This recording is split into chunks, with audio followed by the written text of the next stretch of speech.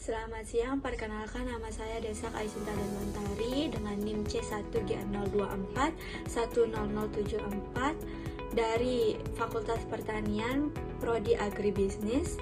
Saat ini saya akan menjelaskan dampak kebijakan tarif impor Amerika Serikat terhadap produk Indonesia dan implikasi bagi sektor pertanian dan kebijakan makroekonomi nasional. Pada awal April tahun 2025, Presiden Amerika Serikat Donald Trump menetapkan kebijakan tarif impor resmi lokal terhadap barang impor Indonesia yang masuk ke Amerika Serikat sebesar 32%. Namun, kebijakan ini ditunda selama 90 hari untuk memberikan waktu negosiasi. Secara rinci, tarif yang dikenakan pada produk Indonesia itu bervariasi, terutama pada sektor tekstil, garmen, dan furnitur.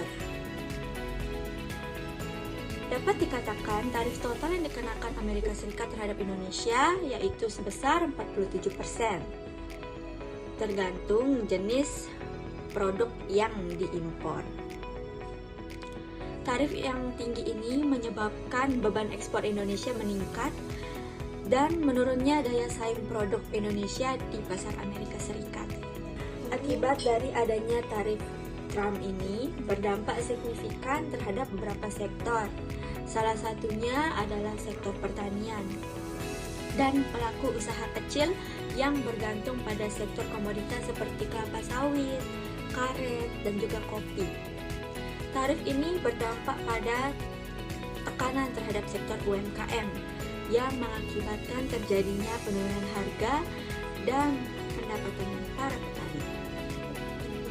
Dapat dilihat dari kelompok petani kopi Arabica Wanoja dari lembah Kamojang, Bandung, mereka harus menangguhkan ekspor mereka ke Amerika Serikat akibat kebijakan tarif Trump ini. Tarif yang begitu tinggi membuat biaya pengiriman melonjak dan mengancam margin keuntungan mereka. Dan dengan tambahan biaya masuk, menyebabkan produk mereka menjadi kurang menarik bagi importir Amerika Serikat. Tak hanya itu, dampaknya juga meluas ke banyak sektor dan industri yang bergantung ekspor ke Amerika Serikat. Produk seperti udang, alas kaki karet, serta minyak nabati ikut terkena dampak karena Amerika Serikat adalah pasar utama mereka. Selain karena nilai ekspornya yang tinggi, sektor-sektor ini menyerap tenaga kerja dalam jumlah yang besar dan bergantung pada kestabilan perbinaan luar negeri. Dampak lain yang dikhawatirkan adalah stagnasi perdagangan. Ketika negara seperti Indonesia kehilangan akses pasar utama, ekspor akan turun. Investasi akan masuk ke sektor-sektor yang mengalami dampaknya.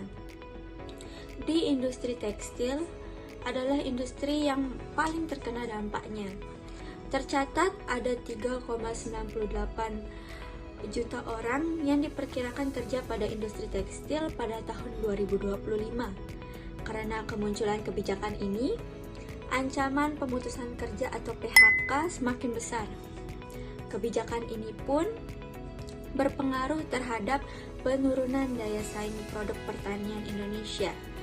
Seperti yang sudah dijelaskan tadi, tarif tinggi yang dikenakan Amerika Serikat kepada Indonesia tersebut menyebabkan produk-produk pertanian Indonesia menjadi lebih mahal di pasar Amerika Serikat dibandingkan dengan produk dari negara pesaing seperti Vietnam dan Thailand yang memiliki perjanjian perdagangan bebas dengan Amerika Serikat. Jadi dapat disimpulkan penerapan tarif Trump ini menyebabkan harga komoditas ekspor Indonesia di pasar Amerika Serikat dan global mengalami penurunan karena berkurangnya permintaan dan daya saing produk. Hal ini dapat menimbulkan efek domino seperti pengurangan produksi dan tenaga kerja di sektor terkait. Bisa juga memberikan subsidi upah terarah bagi pekerja padat karya, yaitu dengan mengalokasikan dana yang cukup dari APBN 2025, tujuannya untuk mencegah PHK di perusahaan-perusahaan terdampak. Kebijakan tarif Trump ini tidak hanya berdampak pada sektor ekspor Indonesia, tetapi juga mempengaruhi makroekonomi nasional, seperti pertumbuhan ekonomi, neraca perdagangan, nilai tukar rupiah, dan pendapatan petani. Kebijakan yang ditetapkan oleh Presiden Donald Trump dapat mengurangi potensi pertumbuhan atau resesi ekonomi sebesar 0,3 dari PDB sampai 0,5% yang dikarenakan menurunnya ekspor. Rendahnya harga komoditas, penerimaan pajak melemah, fiskal pemerintah tidak mampu memberikan respon tambahan terkait kejadian ini.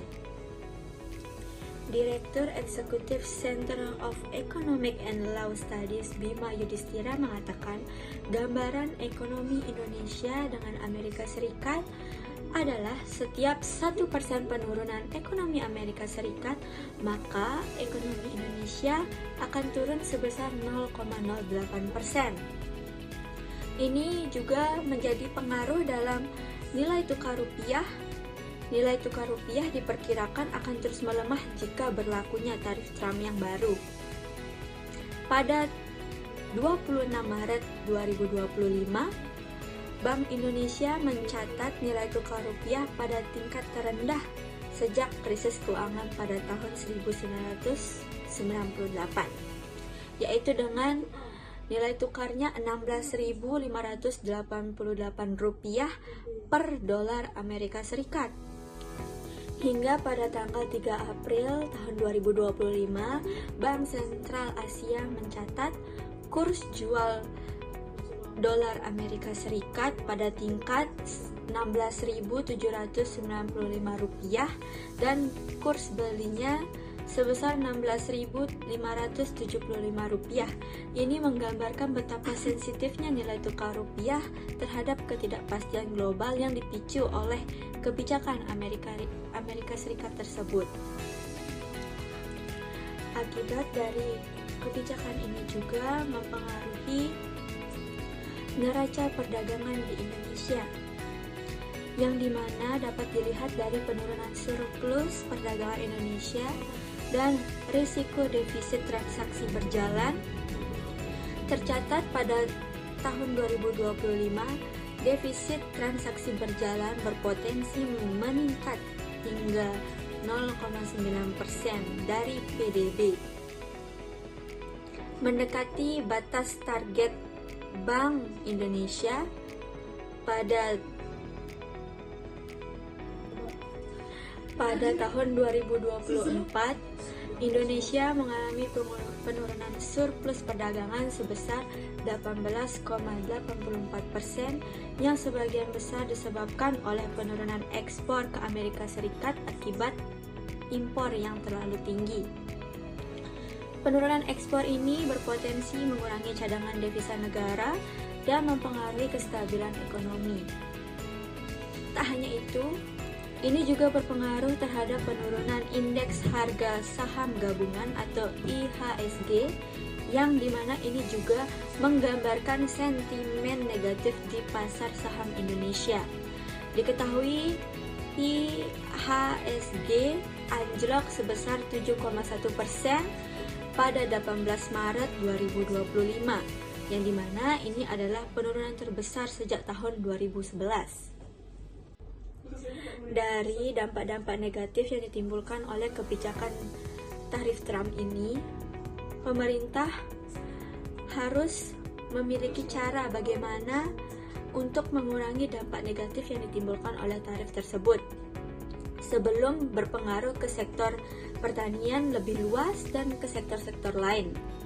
Maka pemerintah Indonesia bisa mengambil kebijakan makro, yaitu dengan diplomasi perdagangan seperti melakukan negosiasi terhadap kebijakan tarif yang diterapkan oleh Presiden Amerika Serikat. mengingat Amerika Serikat masih memerlukan pasokan bahan baku seperti minyak nabati dan karet yang dinilai dapat mencegah terjadinya konflik dagang dan menjaga stabilitas perdagangan nasional. Pemerintah juga harus segera melakukan evaluasi menyeluruh atas program-program jangka pendek maupun panjang.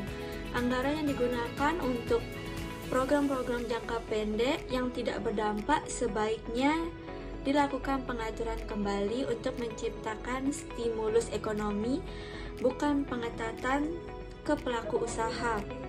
Mengingat penyelamat krisis ekonomi Indonesia pada tahun 1998 adalah sektor UMKM.